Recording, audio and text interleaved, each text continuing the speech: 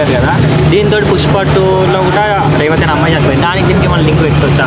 అంటే ప్రభుత్వం అంటే ఇప్పుడు ఏ సినిమా హీరో అయినా మీరు ర్యాష్ డ్రైవింగ్ చేసి చచ్చిపోండి అని చెప్పరు.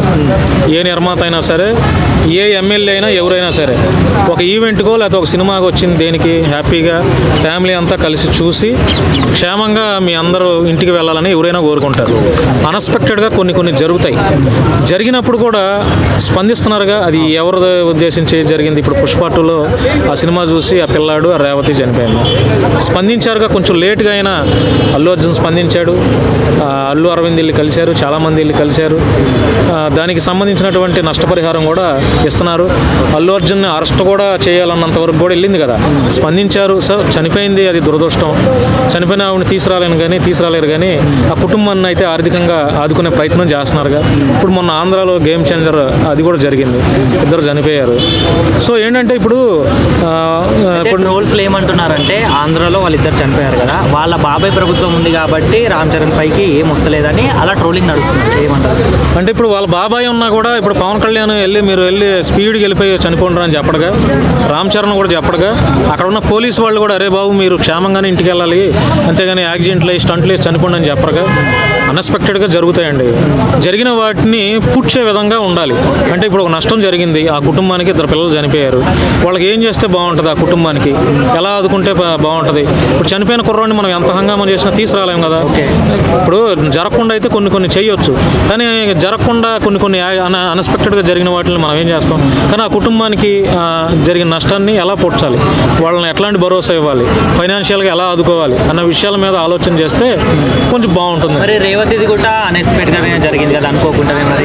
ఎందుకు అంటే ఇప్పుడు తెలంగాణలో ఏమంటున్నారంటే చాలామంది అల్లు అర్జున్ని కావాలనే చేశారు, ఎందుకంటే ఆ స్టేజ్ మీద రేవంత్ రెడ్డి గారి పేరు పలకలేదు, ఆ పేరు పలకలేదు అన్న దాని మీద కావాలనే కక్షాపూరితంగా చేస్తున్నారనే ఒక ఆరోపణ అయితే వస్తుంది. అందులో వాస్తవాలు ఏంటనేది నాకైతే తెలియదు, కానీ ఆ ట్రోలింగ్ అయితే అలా జరుగుతుంది.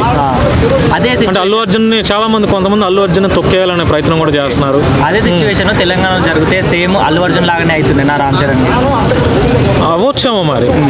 అవ్వచ్చేమో కదా. చట్టం ఎవరికైనా ఒకటే. భారత రాజ్యాంగంలో ఎవరు తప్పు చేసినా చట్టం అందరికీ ఒకేలాగా శిక్షించమని ఉంటుంది. ఓకే. సో ఏంటంటే మనం అంటాం కానీ సామాన్యులకు ఒకలాగా జరుగుతాయి. ఇప్పుడు అదే పరిస్థితి ఇప్పుడు ఒక కామన్ మ్యాన్, ఇప్పుడు అంతెందుకు జానీ మాస్టర్ ఉన్నాడు, సెలబ్రిటీగా నేషనల్ అవార్డు కొట్టినటువంటి అతను వచ్చి నిజంగా ఆ తప్పు చేశాడో లేదో తెలియదు. ఎన్ని రోజులు ఉన్నాడు మరి? అతనికి ఎందుకని తొందరగా బెయిల్ రాలా? అల్లు అర్జున్ అసలు జైలుకి వెళ్ళాడో లేదో నాకైతే తెలియదు. అట్లా వెళ్ళాడు, తెల్లారు. అంటే చట్టాలు కూడా కామన్ మ్యాన్కి ఒకలాగా, సెలబ్రిటీ డబ్బున్న వాళ్ళకి ఒకలాగా పనిచేస్తున్నాయి. ఇక్కడ నేను ప్రత్యేకించి అల్లు అర్జున్ లేకపోతే జానీ మాస్టర్ అంటే వాళ్ళని ఏదో క్రిటిసైజ్ చేయాలని అయితే కాదు, కానీ ఒక ఉదాహరణగా చెప్పా. అంటే చట్టాలు కామన్ మ్యాన్కి ఎట్లా ఉన్నాయి, డబ్బున్న వాళ్ళకి, సెలబ్రిటీల హోదాలు ఉన్న వాళ్ళకి ఎట్లా ఉన్నాయి అనేది ఆ ఉదాహరణగా బెస్ట్ ఎగ్జాంపుల్ అని చెప్పొచ్చు. సో అందుకే చెప్పాను. ఓకే, ఫైనల్గా ఏం చెప్తావు? సో అంటే ఇప్పుడు ఏ ఆడియో ఫంక్షన్లు, ఇప్పుడు చాలామంది ఏంటంటే ఆడియో ఫంక్షన్స్ని బ్యాన్ చేయాలి, డైరెక్ట్గా సినిమాలు అది రిలీజ్ చేయాలని అంటున్నారు. కానీ ఏంటంటే వాళ్ళ ప్రమోషన్ ఇప్పుడు 100 కోట్లు పెట్టి వాళ్ళు సినిమాలు తీస్తున్నారు, వాళ్ళకి ప్రమోషన్ బిజినెస్ జరగాలి. సో ఆ కోవలోని ఆడియో ఫంక్షన్స్ అన్నీ చేసి ఇట్లా చేస్తున్నారు.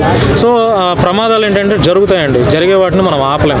జరిగిన వాటిని ఎలా నష్టపరిహారం ఇవ్వాలి, ఎలా పూడ్చాలి, ఆ కుటుంబాలని ఎలా ఆదుకోవాలన్న దాని మీద దృష్టి పెట్టాలని నా అభిప్రాయం.